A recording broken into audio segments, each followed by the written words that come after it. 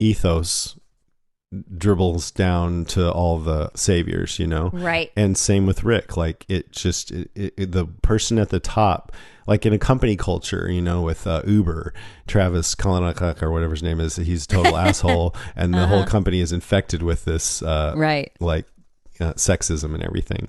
So it's interesting just to think about, well, they're all individuals, but this one person really does have an outsized influence. Right. And I liked when I liked when Ezekiel says, to quote the bard, for he today that sheds his blood with me shall be my brother, today my sister. So it's all about working together and togetherness. Yeah. And then Shiva growled at it, and I wondered if Shiva's a girl, because she growled when he said, today my sister. And then Maggie says, we may have to face uncertainty for days, even longer. We have to keep our faith in each other. If we can hold on to that, the future is ours.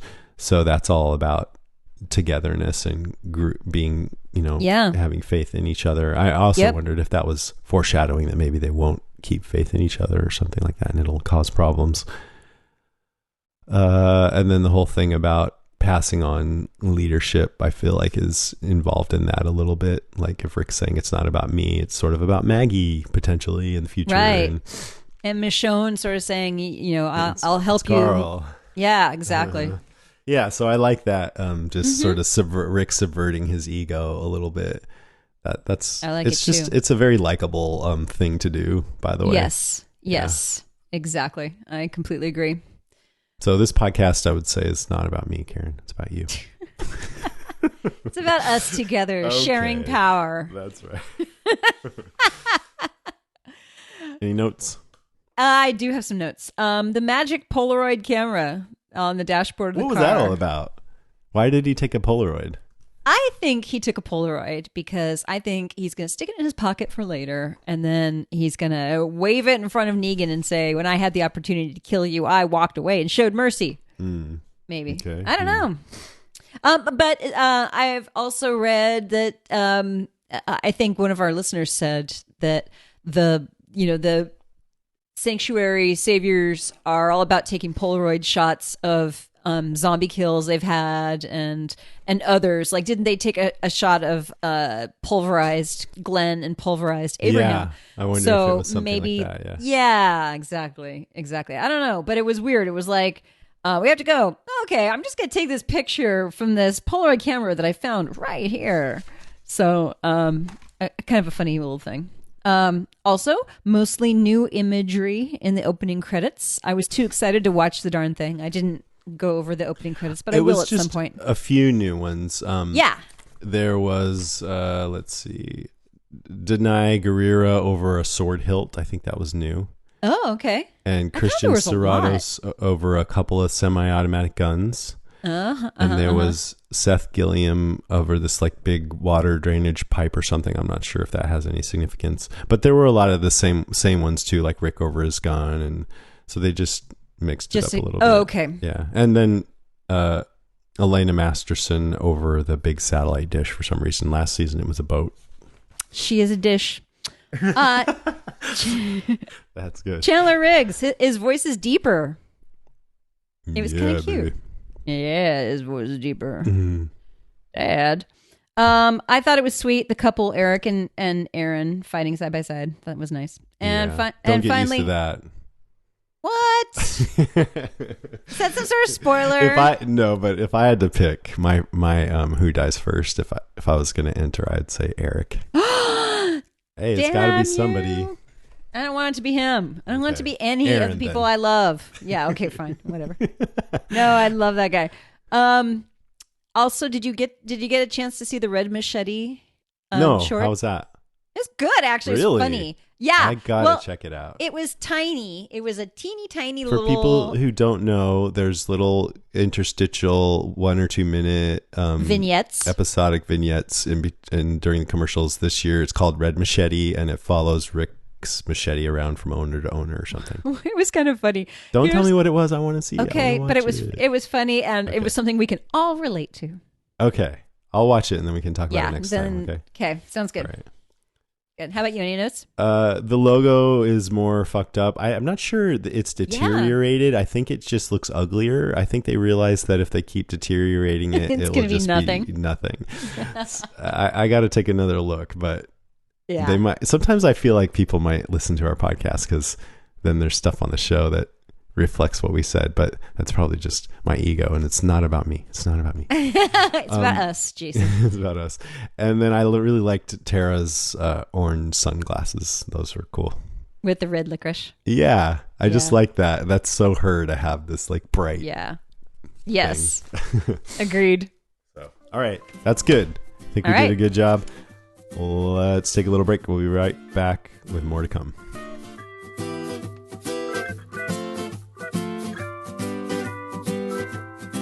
We're on easy street, and it feels so sweet, 'cause the world is but a treat when you're on easy street.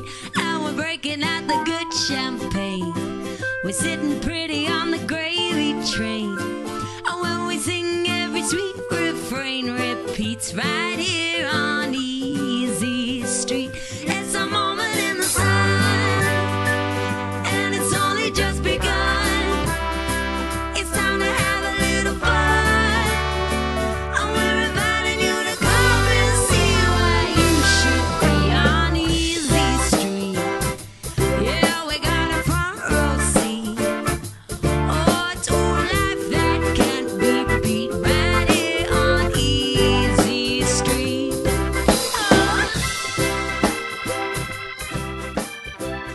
All right, I say screw Polaroids. What you should do is get a fracture because they're much Sorry, more beautiful. Polaroid. Yeah, Yeah. Polaroid's Actually, Polaroid is in the past. last week's news. Yeah.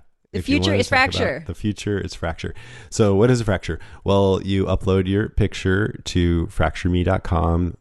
Anyone that you want to see more of, to put on your wall or put on your desk or give as a gift, then they send it to you printed on a pane of glass. And it looks really nice. It's beautiful. It's simple. And it's so easy because you don't have to do anything. You just Yeah. get it. So that's what great. I love about it, is that it's really, really nice. Like, I like fractures better than most framed pictures I see. It just looks so nice, and it's also easier. So it's like a win-win situation. It's not that expensive, and especially considering that you're going to take this picture that you love and you're going to do this with it, and then it's going to be like a permanent fixture in your home or your office or whatever. It's totally worth it. So as I've mentioned before, this is probably our most successful sponsor, and I know that in part because they keep coming back to us, but also because so many listeners have written back to us and told us that they got these and loved them, or that they got them for gifts for other people and they loved them. And you and I both have done exactly the same thing. Yep, exactly. And I have to say, some holidays are coming up, and this might be a good time to start thinking about, hey, holidays are coming up, and maybe I have some people. Oh my God, that is the best picture. I'm showing up mine. It's Nico when he was 2 years old, and we were in Greece actually, and the captain we were on a boat, at like a big sailboat, and I looked up, and all of a sudden Nico was driving the sailboat. And this big giant wheel, and he's got his hands splayed out in a T because he was just a little guy, and this most confident sailor look on his face. It's like so he was great. born to do this. He is a man of the open ocean. Look at him. That is so cute. That's so cool. So I got it made into one of the bigger size fractures. Actually, this is the biggest one I have, and we're doing some remodeling right now. We had insulation in our house, so we had to take down all the pictures. That's why I have it in my hand, but I love this so much. It's really cool. So if you want to get one for yourself, go to fractureme.com/podcast, and there you'll see a list of podcasts. Just select Walking Dead Cast to let them know that you came from us, and then you'll get a code that you can get 10% off if it's your first fracture. So that's fractureme.com/podcast. Thanks, Fracture. Thanks, Fracture. Obvious threat to untold numbers of citizens. The people it kills get up and kill. Are they slow moving, Chief? Yeah, they're dead. They're All messed up. This is a Walking Dead Cast news update. So during the break, you heard a rendition of Easy Street that's normally considered a torture song, but two great friends of ours, Mark and Abby of Isimo, they're a UK band, they played that version of it at Walker Stalker London, and Jeffrey Dean Morgan came up to the balcony and flipped everybody off with a big smile on his face. But I thought, oh my God, that sounds so good. I love it. You know, I actually kind of like the regular Easy Street. Okay. Do you really? I think it's been unfairly associated with a torture song just because that's the context that we saw it in, but it's a peppy song. But anyway, this one is really nice. You know, it's mellow and easygoing, and I just love it. So I asked Mark and Abby if they would make a recording of it, and they did for us. So that was really nice. And the main reason why I'm bringing that up is because they have an album coming out, and I'm going to have them on next week. They're huge Walking Dead fans, so they're going to cover next week's episode with me, and they're going to talk about their album and everything. But I hope you enjoyed that rendition and you did not feel tortured by it. I can't wait. I cannot wait to hear them too, because if I understand correctly, awesome little British accents. Yeah, and they're great. And the timing doesn't work out to have Karen on and them. So we just got Karen back, and then she's going to have to go away for another week. But I promise, if I have any say, that there will be a whole string of Karen episodes after that. Sorry, guys. You're going to love these two, I think. Yeah, it's going to be fun. They're really some of the coolest people I know. Okay, so most of the news this week is from this interview that Scott Gimple did with Entertainment Weekly that I thought was pretty interesting. They ask, is All Out War a half or full season story? He says, probably 3 seasons. No, I'm just kidding. He says, the difference between the first half and the second, I won't say story-wise what is resolved and when, but the tone and the stakes are very different between the first and second half of the season. There's a left-hand turn that really focuses things up in a very different and weird way. Oh, I like weird. I like different. So that's good, right? I don't want really this to go on for the whole season. No. It sounds like, things will be somewhat resolved by the middle. They say Rick and Negan had their first face-off. Why doesn't Rick just shoot him when he had the chance? What says everyone. What shouldn't be glossed over is Rick is offering surrender to everyone else. He wants them to more or less be on his side after that. If he just shot Negan there, that would have been a shortcut to war. He was making a play to not be in full violence with these people because you see what happens after that. And then he proceeded to shoot at him a lot. And miss. Maybe he was just intentionally missing. They say Father Gabriel is trapped in the trailer with Negan. Is that the start of a longer story, or will it be dealt with quickly? In short, is Father Gabriel doomed?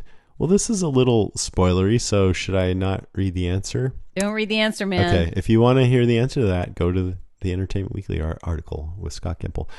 They say there were a few flash forwards in this episode. Is the red-eyed / teary-eyed Rick in the current timeline and the bearded Rick in the future, or is there a third timeline? He says, it's okay to be confused. If people came away from that confused, I'd hope they'd hold on because all will be revealed in due time.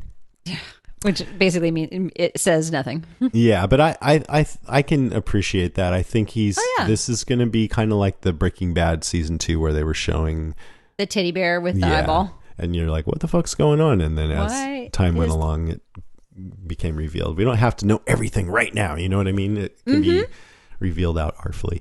They say, in the past, you've played with structure, like with Morgan in the end credits, telling that story over years of time. I don't even know what that means. And then they say, will the flash forwards follow a similar structure? Why bring those in now? I will neither confirm nor deny what they are, but you will know halfway through the season what they are, why they're there, what they mean, and what they mean for the future of the show. Answers will be had around episode 8 or 9. So that's good to know, I guess. Then lastly, they say Andrew Lincoln has said there's a world in which the show exists without him. Looking to the future, is there a point in which that could become a reality? He says, anything's possible. We want to keep doing this show for a while, but you never know. It's hard for me to talk about the far-flung future and know one way or another, but this is a show that shoots itself in the foot on a regular basis, and it's our job to make it a great show. I like that he described it that way. Yes. It's a show that shoots itself in the Itself foot. in the foot. in That a is lot funny. of different ways. On a regular basis. Wow, he owned up to it. I mean, I think what he really means is like they kill Glenn. You know, they do risky things that might seem crazy. You don't think he's talking about alluding to the fake kill of Glenn under the dumpster? I don't think so. 'Cause I think in that was my an opinion- unfortunate. Yeah, I know. Like we would say that the show's made mistakes, but I think what he means is they do things that, you know, where something is working and they'll do something to change it, just to change the direction. Okay. I don't know. But then he goes on, anything is possible. John Bernthal is now the Punisher. We have a Starfleet captain. It's Sonequa Martin Green. Yep. You never know. Everything is on the table, always in service to the story. And also, Andrew Lincoln may be asked to get out of his contract because he's tired of doing the show. Does he seem tired? He was holding hands with Gimple on stage last night. I think he loves the show so much and all the people involved, but I'm getting the feeling more and more that he's dreaming of doing other things. Yeah. Yeah. Yeah. And I wouldn't blame him if he is. But who knows? I wouldn't blame him either. It's hot there in the summer. Yeah, and just, you know, he's an actor. He did a lot of romantic comedies, and it must get old just fighting zombies all the time. And I don't think he's done anything in between, has he? No. Yeah. He hasn't. Yeah, I wonder if I think he did that Love Actually short Oh yeah. or something. Yeah. There's some cool virtual reality stuff in the AMC app. If you have a Daydream or a Gear VR thing, there's scenes out of the Walking Dead universe directed by Greg Nicotero, and it looks like you spend some time running from Zeds and then you become a Zed. Have you done it? No, I it doesn't work in VR on iOS, but I think you can just like hold your phone up and move your phone around and it'll look around the world, but I haven't tried it yet. I got to try it. Yeah. This Friday, Stranger Things Season 2 premieres on Netflix. Ooh, yeah, baby. I assume they'll do all the episodes at once. I guess, first season was 8, so I don't know. Maybe it'll be 8 again. And our podcast, Strange Indeed, will be covering the first episode right away. And then it just so happens that Sean's long-planned vacation starts that day. So Yeah. they're not going to bust them all out. They're going to put one out, and then you're going to have to wait like a couple weeks or something, and then they'll start doing the rest of them. Good. Great. They should. That's great. Yeah, they're going to definitely cover it. And second to last, Sesame Street did a parody of The Walking Dead called The Walking Gingerbread. It's these little gingerbread people that come and they say nom nom nom and they eat Cookie Monster's cookies. Oh my God. Really? Wow. And they're called the Crumbies. Do you know this because Nico has seen this? No, I just, it came up in my news feed, but I love that stuff, Yes. Romper Room and everything. So it's Super cute. I'll link to the YouTube page in the show notes if you want to check it out. Lastly, I thought this was kind of cute. Lenny James, what was it, Games Radar or some magazine, asked how he would end The Walking Dead. He said, I would end it like the end of the Waltons. I would just have everybody go into a house and all you see is the light slowly going off and the last remaining people standing just saying goodnight to each other. And then the show ends like, good night, Carl. Good night, Dad. Except now it's like, good night, Dad. Good night. Good night, Carl. Good night, Dad. Yeah, that's nice. That'd be sweet. Yeah. All right, that's it for the news. Now it's time for Listener Moans, Groans, and Grunts.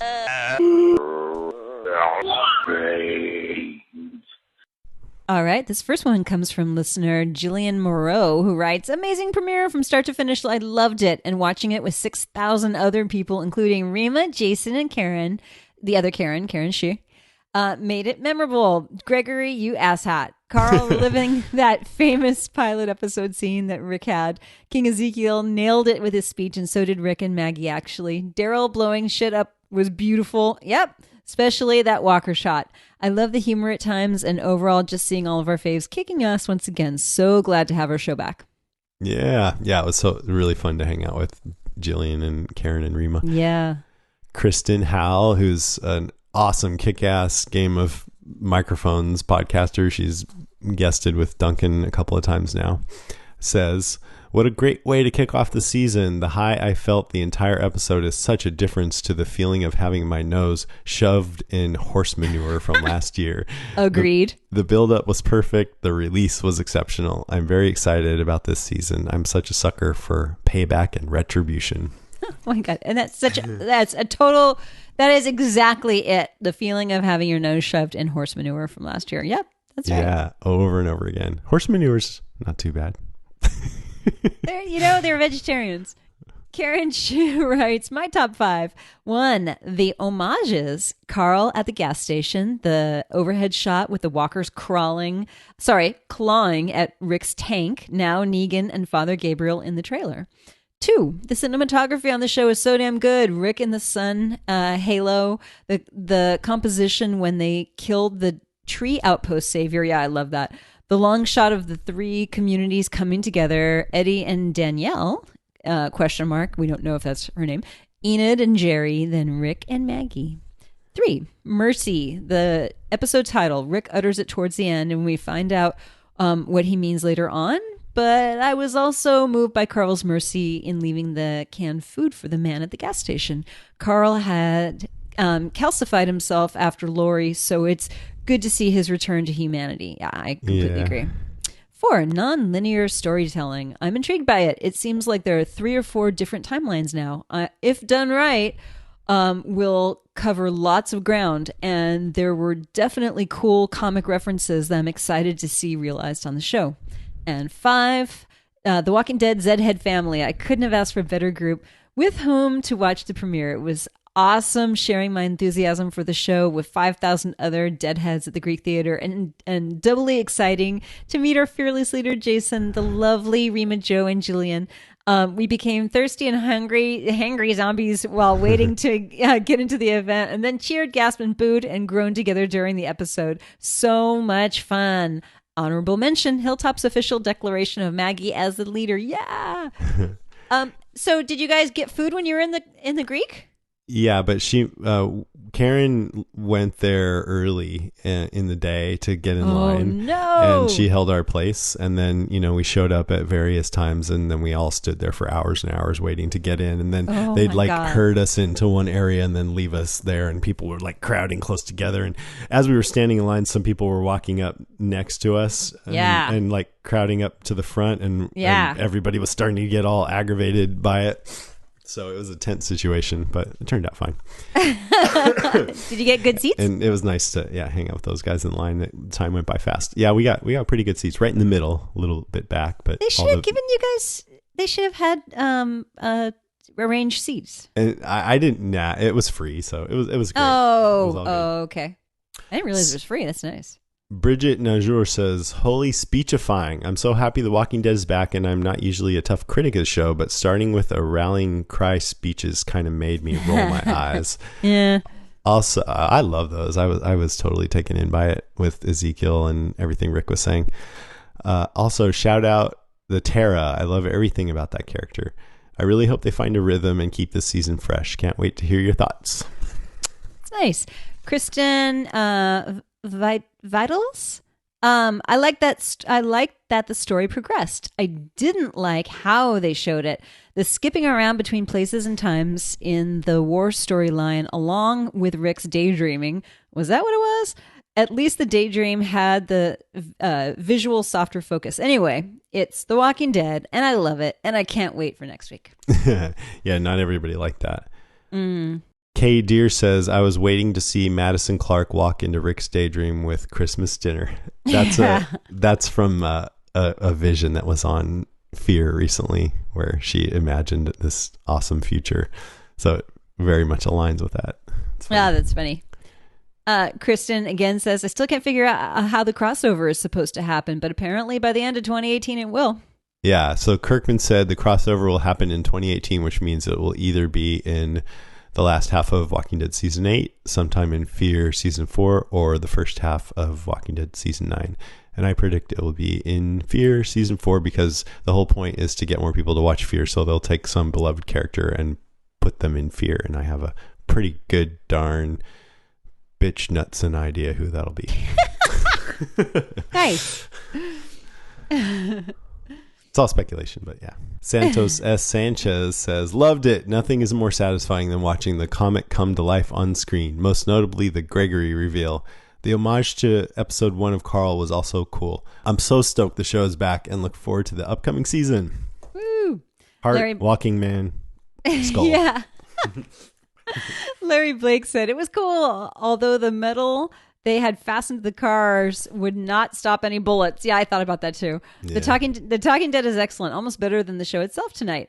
Kari Payton knocked it out of the park with the preacher imitation. Yeah, that was awesome. That was so much fun in the audience. He's like, stand up. Praise be to Jesus. And we're like, yeah, amen, brother. He's great. Yeah, he's the best. Wendy Ott Epper says, nice view. Oh, that's because I put a picture up of where we were sitting. So happy to have the OG back again. I thought that it was perfect combination of build up and action for a premiere episode. Maggie and Rick together gave me the feels. I love the juxtaposition of how cold Rick is right now, shooting at the hungry stranger and letting the Negan guy just get eaten by the walker. Then seeing Carl come back and leave food for the hungry stranger. I thought the action was kick-ass and love seeing Negan and company on the defensive for the first time. Can't wait for the rest of the season. And Judy Marquez says, first, I loved that it jumped right into the war. I was afraid it would be a few episodes before that happened. The flash forward scene was cool, but why did Rick look aged and Michonne didn't? I do not know. That's yet. because Michonne, I mean, look at Michonne, look at Denai Guerrera from, when did she come in? Season 3, 4 years ago. And look at Andrew Lincoln. And now we're 4 years later. Yeah. He's basically, aged. She hasn't. Yes, she has a picture of Dorian Gray somewhere that is aging, and she's not. Right. Judy also goes on to say, I also didn't understand why no one just shot Negan when he walked out in plain sight, but I guess it would have been too easy. Overall, I'm pretty happy with the episode and all our groups.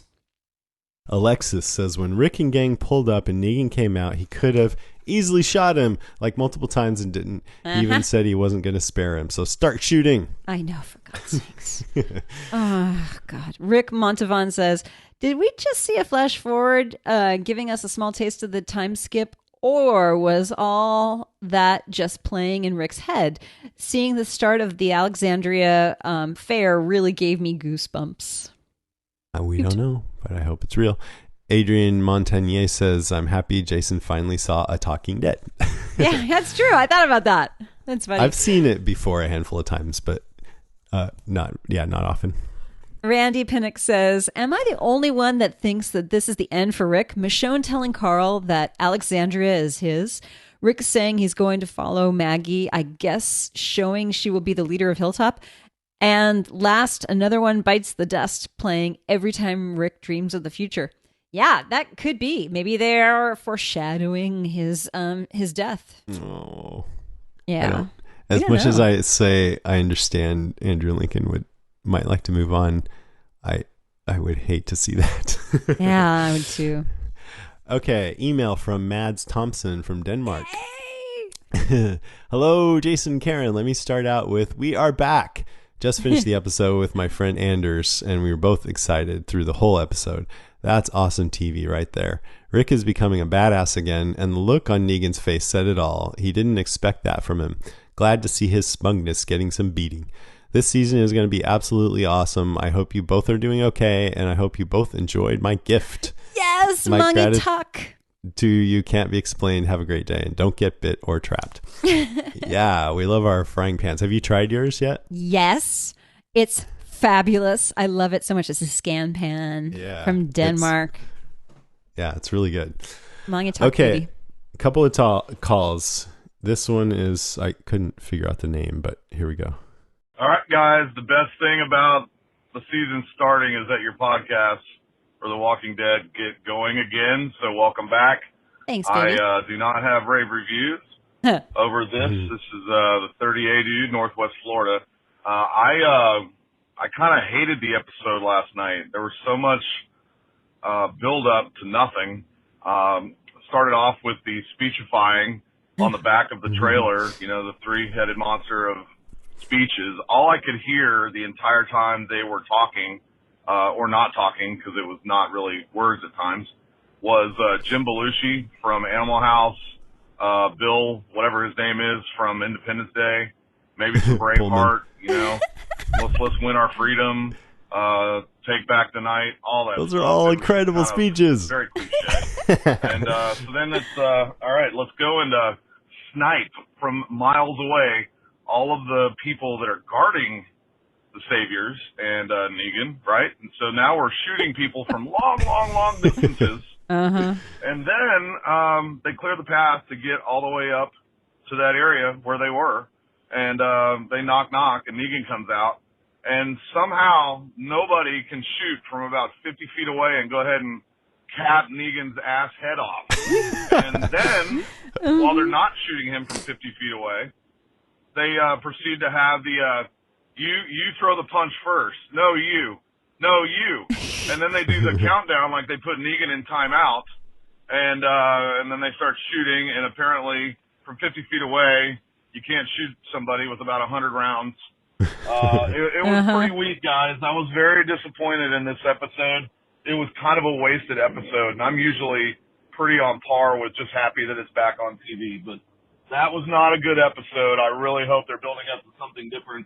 But it clearly looks like we're going to play cat and mouse and chase Negan for 8 or 9 more episodes, and then maybe somebody takes Lucille the bat to his head. So welcome back. Have fun dissecting this one. I will give this a big zombie meh. Oh, that's awesome. That was a good call. Maybe we helped you like it a little bit more. I mean, personally, I agree with you that moment was kind of lame, but it did not make me not like the episode. In fact, I would give it a 4.8 gax. Here's Emily from Arizona. Hey guys, what's up? It's Emily from Arizona. I just was wondering if we could get Fear the Walking Dead back. That would be great, because this was very disappointing. And I'm all about jumping around timelines and stuff like that. I love how they did it in Pulp Fiction. It's one of my favorite movies. But this was just flat out confusing. I didn't know what they were trying to accomplish half the time. I still don't. Maybe I'll find out next week. I don't know. But pretty much all this episode was to me was a bunch of stuff just getting blown up. And nothing happened. So anyway, I was very disappointed. Hopefully next week will be better. Talk to you later. Bye. Bye. Oh, Emily, maybe we helped you enjoy the episode more too. Let us know. I enjoyed it more just talking to you. Yeah, I usually do when I podcast about a show. Yep. I end up, but I already liked it a lot. So, and we have one more. It's our good friend Seth from LA. Yay.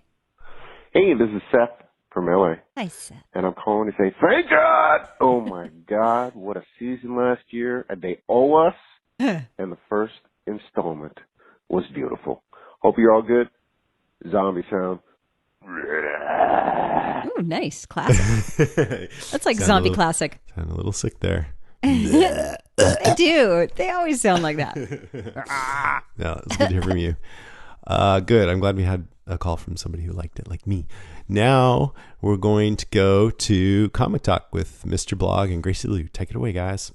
Hello, Walking Dead cast listeners. It is once again Grace and myself, Mr. Blog. Grace, how you doing? I'm doing great. How are you doing? Good to be back. I'm doing, very excited to be back to talk about The Walking Dead.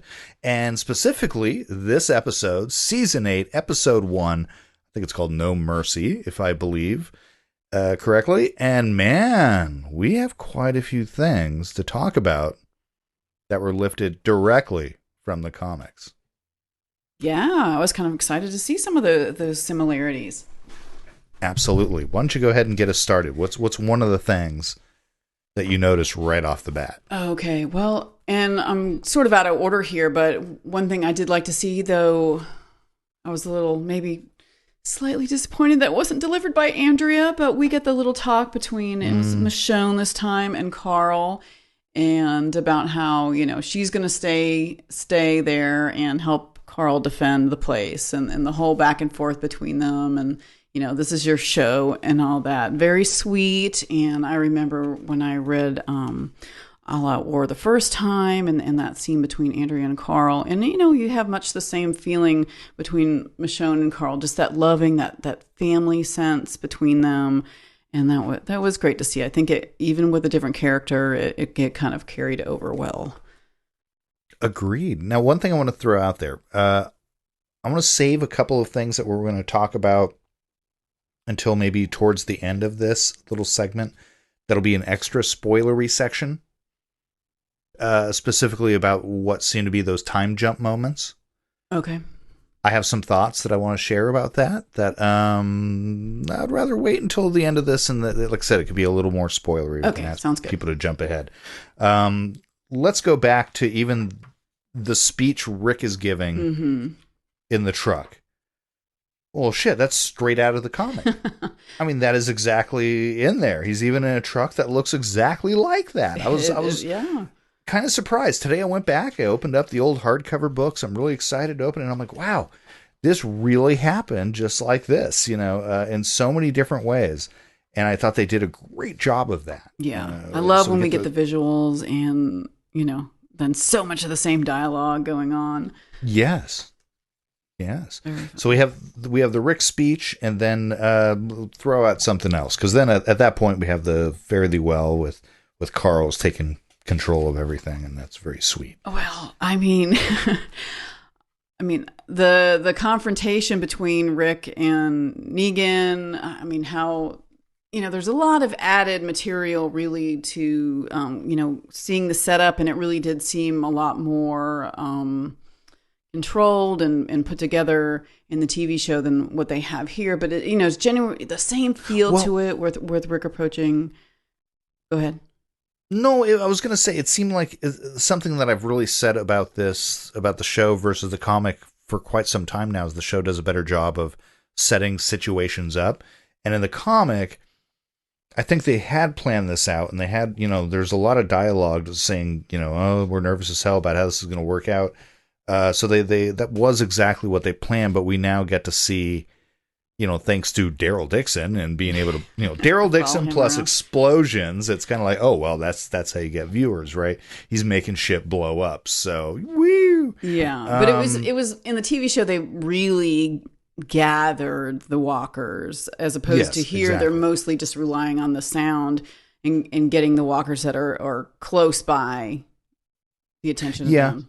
Yeah, I would think. But I mean, in general, just the dialogue between Rick and Negan, it has much the same feel to it. It has the same look to it, where Negan's up high like that, and even looking the dick down. is bigger line. Yep, we got a little bit different, but same. A little bit, of course. The same feeling to it. I love that, and I especially it made my night to see Gregory up there, his little Weasley self, and it was just so much the same. And then him getting thrown off, which I was just, that was wonderful. Honestly, Grace, I was thinking of you during that. I'm like, oh my God, I bet Grace is so happy with this, because if there's loved it, man, in the comics. Somebody I know we both love to hate, it is Gregory. He's such a Gregory, just a douche nozzle, as he said during one of the panels. We get the same line about the books. You know, all Jesus has at the back of the hilltop are a bunch of books. Yeah. Yep. There's that. The sanctuary itself looked identical. Yeah, I mean, it looked great. Perfectly identical to what we have in the comic. Then we get them blowing the windows out. Now, in the show, they never once mention snipers. You know, that's an instance where we're almost left in the dark as to what the hell they were doing by blowing out all the windows. But whatever, it was cool. I thought it was great to see that. I'm like, oh, okay, right on.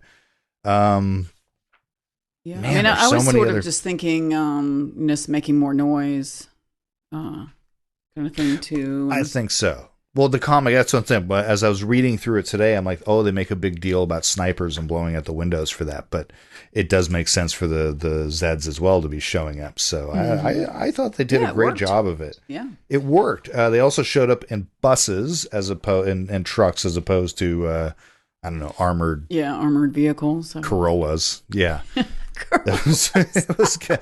I don't know, Hyundais. That's right. They're always Hyundais, right? That's sort of the deal with that. I got a kick that we... Or here, do you have anything else you want to throw out? I got some other ones here. We got so many to pick from. Yeah, no, go ahead. Okay, well, another one I noticed was Negan turns to Dwight saying, I hope you have your shitting pants on. Yeah. So he gets that line instead of Gabriel. But Gabriel gets the Holly treatment, which was actually given to Sasha last season. So we're getting a little confusing here. Yeah. I actually thought the Holly stuff did happen before All Out War, but the Holly stuff, aka the Sasha stuff, happened last season. So now we have a situation, though, where Gabriel is trapped with Negan and is a captive. Yes.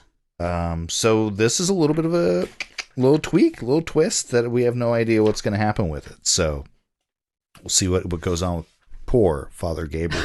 Because it is not his time to die. No. It is not his time. He just seems so much more likable now. It's, Father Gabriel, he's one that's is so hard to like so much of the time, but, right now, especially because he went to go save that little sleazebag Gregory, and Gregory turned on him, so you feel even worse for him. Oh, in the book. Yeah, in the book, of course. In the show. In the show. In the show, you're right. I'm sorry. It wasn't So that's different, but... Very confusing. But yeah, so he's sort of taken the captive Holly's spot right now. Yeah, exactly. That was... God, what an asshole Gregory is. Again, somebody you truly, truly love to hate. He is such a fucking... He's a great character. So yeah, we got a lot of stuff. You're right with the Negan and Rick stuff back and forth. I really love it. Just absolutely loved it. I thought it was great to see the comic really come to life again like this.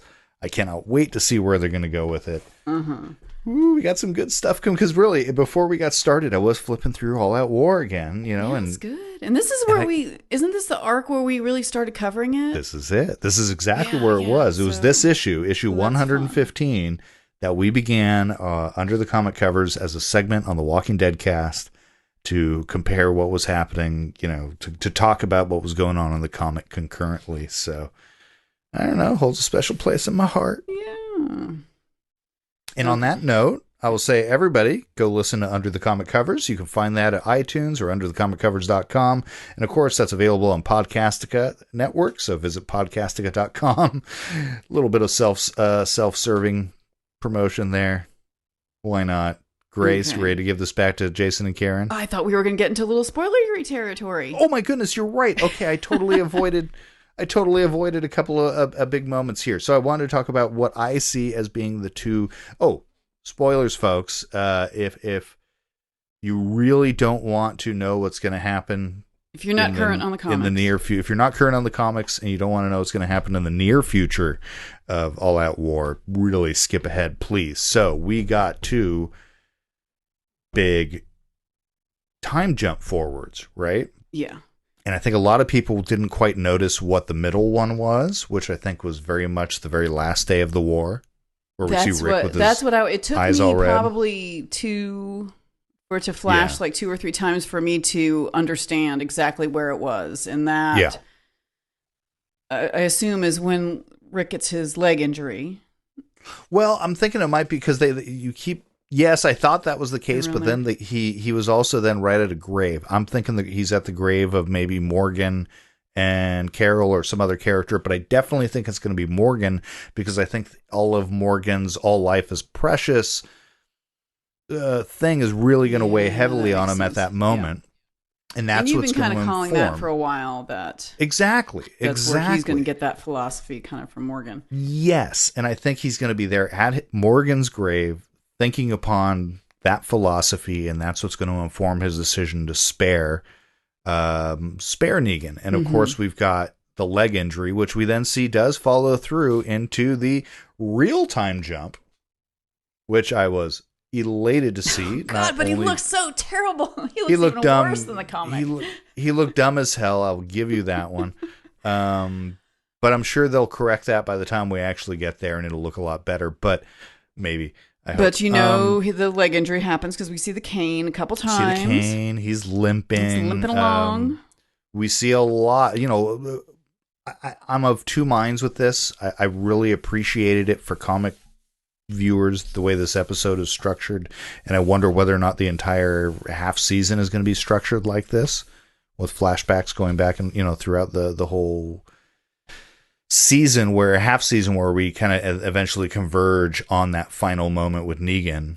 You know, will it slowly be ticking forward and slowly be revealing who survives All Out War? Because that was something that kind of bugged me, was like, oh, TV viewers now know Rick survives. Mm-hmm. Oh, they now know Judith survives. Oh, they now know that Michonne survives, you know. Yeah. And that was the thing in the comic that we were a little scared. I think it gets hard to put our mind back there. Yeah. But, you know, you even said maybe Rick's going to die and this is when Carl's going to take over or whatever. I don't know. Yeah. It seemed like they were passing the baton, right? Just like we kind of saw that in this episode as well with the note. Carl's in charge. So I personally, as a comic reader, really appreciated this structure of the way they did this, you know, and that moment, I think, right before the leg injury and the sparing of Negan, and then, of course, the time jump to the festival, no less. That's a real big time jump. Yeah. That's not just the beginning of a new beginning. Mm-hmm. It's a little bit further on. So I thought that was interesting. I don't know how they're going to play that off, but man, yes, Rick looked a little silly. I think there was maybe way too much gray for where he is age-wise, but old man Rick Grimes, you know. But I did like it. It did make me kind of realize that now that Rick and Michonne are a couple in the TV show, what is that going to mean for Michonne? Mm-hmm. Moving forward. So it's I enjoyed it. I like seeing Judith quite a bit older. You know, of course, we also had the hazy, fuzzy focus that made it almost look like that Glenn dream that wasn't going to come true. But we're comic readers. We know it's going to be true. So that we do. Yeah. What were your? Did you like all of that? Yeah, I mean, I did, but you know, dopey. it kind of made me think, are they going to wrap this up sooner than I thought? Sort of. I don't know. It really, because it gave me that feeling of the end. It made me think that I don't know. We might be seeing it more than earlier than I thought. So yeah, I don't know. Oh, I do believe episode 9 will be a new beginning of this season. That's really my hope. So we'll see, but we don't know. I was excited to see this one. I mean, it did seem to cover quite a bit of ground in the All Out War arc of the comics itself. At least 2 whole issues, plus other stuff that's already happened in the previous seasons. So this was exciting. I thought it was fantastic. I am looking forward to seeing what else they're going to cover. And we do have some, we got some deaths coming up. We do. We saw one character who's focused on quite a bit in this last episode, Eric, who I was like, haven't seen you in a while, and suddenly you have all these lines. Okay, maybe I'll see you pray later, a little buddy. harder.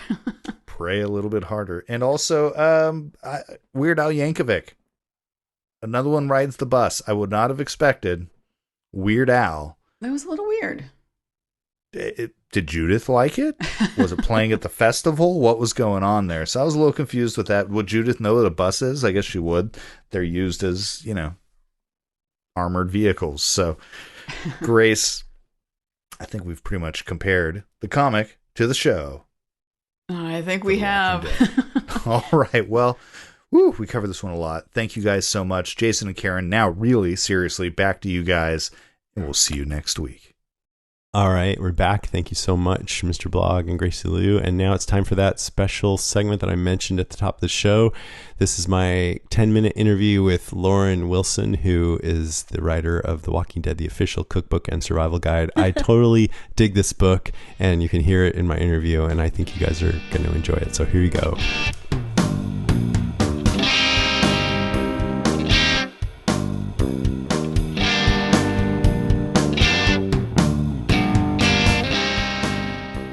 So we have Lauren Wilson here. She's a chef and she's a writer, and she wrote this book that we've been talking about a little bit lately, The Walking Dead, the official cookbook and survivor guide.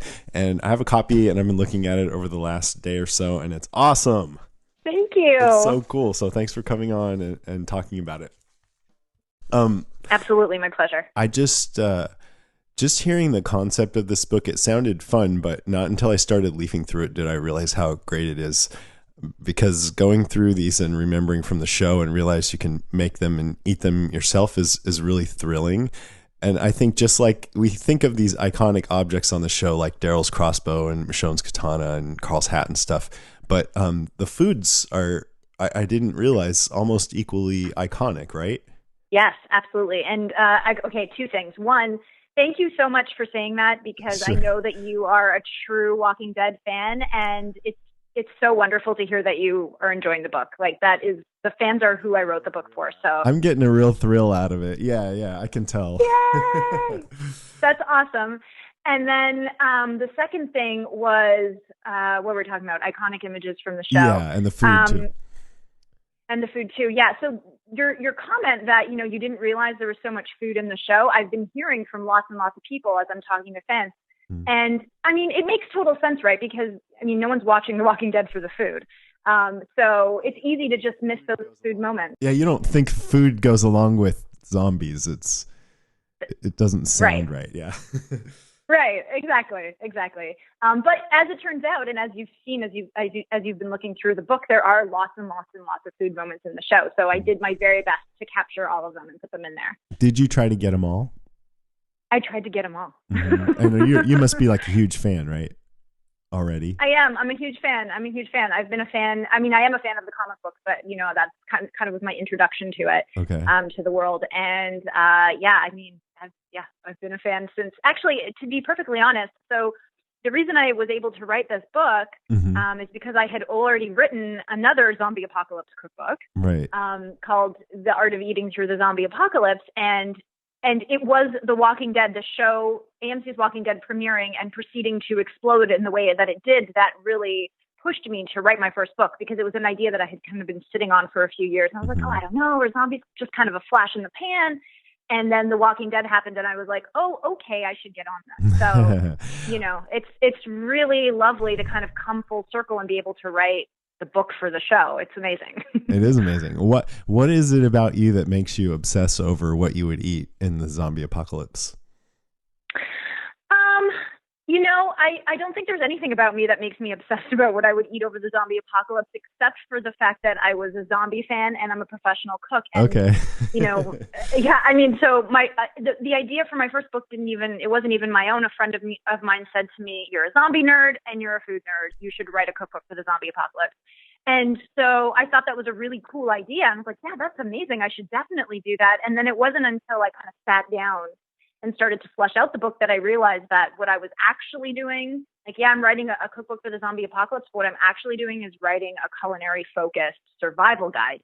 And right. I am like a born and bred suburban city person. So I had zero survival skills to speak of when I started this journey. I think a lot of Walking Dead fans are like that, and they're learning because of this, Yeah. Yeah. That's awesome. So I noticed that, it starts out with some good survival information, and there's some in the back too about hunting and fishing and foraging. So it does feel like, hey, there is a bit of actual practical information, but it's also kind of a fun fan, made for the fans, and it's an honest to goodness real cookbook. So you kind of had to skirt a line there, didn't you? In Did terms you feel of like what? that? Well, just like there's a balance between how much is this going to be actually what I would make in the zombie apocalypse versus, hey, let's actually try to make something that was from the show, just so you can have that fun fan experience of feeling like you pulled something out of the show. You know what I mean? Yes, 100%. I do. And in fact, I would say that exactly as you put it, I kind of had to strike a balance there. And my first concern was, I literally went back and rewatched every single episode of the show to find those food moments. And I really, really wanted to make the recipes true to the universe of the show. So we know that, for example, in Alexandria, they have access to a really big solar array. They have electricity. They live in houses that have refrigerators. They use ovens and stoves.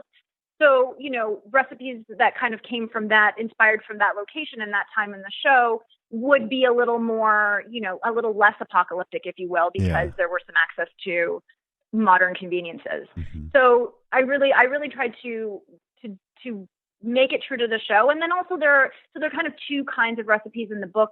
I would say most of the recipes in the book are foods that people are either eating, talking about, making, what have you, on the show itself. So they're coming directly from the show. And then there are recipes that are sort of just inspired by the show, either locations, characters, what have you. So I think with those recipes, that second category, I was able to play a little more and perhaps, include an ingredient that might be harder to scavenge in the apocalypse, like maybe some wine or something.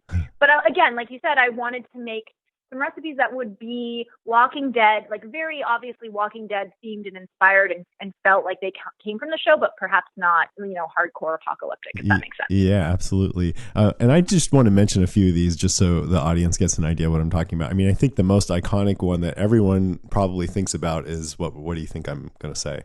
Oh, Carol's cookies. Yeah. Yeah. Absolutely. And you're like, yeah, I want to know how to make those. But there's the cobbler, Jerry's cobbler. There's Herschel's Spaghetti Tuesday dinner. There, one of my favorites was the Dwight's egg sandwich because that looked so good when he was putting it together, and I wanted it while I was watching. So Carl's chocolate pudding, of course. Of course. I'm glad you brought up Dwight's egg sandwich, though, because this is something that I'm wondering if your listeners have picked up on in watching the show, which is, so Dwight's egg sandwich is a perfect example. And then there was also Carol's acorn and beet cookies, where I feel like the show took a bit of a different tack in terms of showing food, because both those things were like, frame by frame sequences of like Carol goes out and forages for acorns and then she comes back and roasts the acorns and yada, yada, yada. And then with Dwight, we see him going step by step. He's like stealing bread from this person, stealing this other person's pickles, which I thought was, obviously as a food person, I was just so tickled by those sequences. And I think it's a cool new thing that, we've only seen in recent seasons of the show. So I like that a lot. I really like it because it's an element of stark difference from the usual depravity that we have on the show, and so it does make you want to eat it because I feel like I'm in the same position as them. You identify with the characters and they're just so, like I said, depraved. So when something like a nice good sandwich comes along, you just want to eat it. Yep. So which one of these was your favorite to write? Which recipe? Ooh, to write, that is a good question. Honestly, well, I'll tell you, how about this? I'll tell you about one that I really, really wanted to include, but wasn't able to get the recipe right because with home cooks in mind. But I'm sure you remember it was season 4, I believe, but there's a scene where Michonne finds a can of crazy cheese. Yes. And sprays it in her mouth and pretends to be Walker. And I just really, really, really wanted to have a recipe for crazy cheese that home cooks could make. And I just wasn't able to get it right and make it easy enough for the average person to do. So that one didn't make it. Buy a bottle of Cheese Whiz. Yes. At the end of the day, and then, right. In a non-apocalyptic world, you can absolutely do that. But yeah. But what about here, something that I think is really fun is some of these I feel like are a little bit devilish. Like you have the curry goat stew with the picture of Tabitha. Yeah. and chicken a la Lucille, which is about beating a chicken to death. Those seem like fun. Beating the breast after the chicken is dead. I would never encourage beating a chicken to death. We should be clear about that. Right. So I was going to say, as I was leafing through, I see we have Dixon deer stew, but I want to ask if she was tempted to add anything with squirrels. And then I get to the squirrel picante. So did you got some real squirrel and made that and ate it, right? Well, so what happened, I will say this. I do currently, at this very moment, have a squirrel in my freezer. But when I was testing the recipe, I was writing the book in winter, and I personally am not a proficient hunter. I have a very good friend who has taken me out and shown me the basics of hunting, taught me how to shoot a crossbow. which is very fun. But I mean, I just don't have enough experience to be a good hunter. But this friend of mine did get me a squirrel that is now currently in my freezer. But at the time that I was writing the book, it wasn't possible. So I had to test that recipe with chicken, which, you know, is a pretty fine substitute. And for anyone that wants to make this recipe at home, yeah, I mean, similar enough. But I mean, I had to have a squirrel recipe in the book because, I mean, obviously Daryl is such a proficient squirrel hunter. It had to go in there. So now I'm just very, very excited to be able to make this squirrel piquant with actual squirrel. That'll be just a thrill. And I'm hoping I can maybe do a little video or something while I'm doing that. So If you do that, let me know and I'll post it for our listeners. Oh, awesome. Thank you. Fun. I know I was noticing there's no recipes from Terminus anywhere in here. No. I mean, that's thematic. I mean, that one. I mean, there's a sidebar in there somewhere about poor Bob's leg, but there's no Terminus. No barbecue or anything. No. And then were you tempted to add anything like faux brains or something like that? Did you think about that? I didn't. I mean, thematically, I think I was really, aside from the folks of Terminus, of course, but I was really trying to keep it limited to things that people in the show were eating or could potentially be eating. Yeah. So, yeah. Yeah, I love it. I haven't gotten a chance to make anything yet. It looks like they're mostly fairly simple. Like you don't have to be a chef was that part of what you wanted to do too? Make it accessible? Yeah, absolutely. Yeah, absolutely. Because, I mean, it's apocalyptic cooking. You can't make apocalyptic cooking overly complicated. Right. I also think that these, if anyone's going to throw a premiere party, well, the premiere just happened, but anytime you want to throw a Walking Dead party, you need this book because you can make all this stuff and it's going to make your party a huge hit. But is there anything else that you wanted to promote or talk about before we say goodbye? Oh, sure. If fans want to go to my personal website, which is laurenmwilson.com, I have 2 free, super exclusive bonus recipes available that are perfect for viewing parties and very easy and executable. So it will make your viewing party just a breeze and people will love them. So check them out, download them, and have fun. And then I guess that's all I wanted to know. I mean, just thank you for writing this. And where can people get it? Anywhere, right? Go on Amazon. Yeah, people can get it anywhere. Go on Amazon. Barnes & Noble stocks it. If you go to your local bookshop and they don't have it, you can ask them to order it. And it came out last week, so it's available now. Okay, well, thank you so much. I really think that anybody who's a big fan, and I know everyone listening to this you would love this book. It's The Walking Dead, the official cookbook and survival guide by Lauren Wilson. So go to Amazon and get it right now. Okay, good to talk to you. Good to talk to you. Have a great rest of the day. You too. Bye-bye. Okay, bye.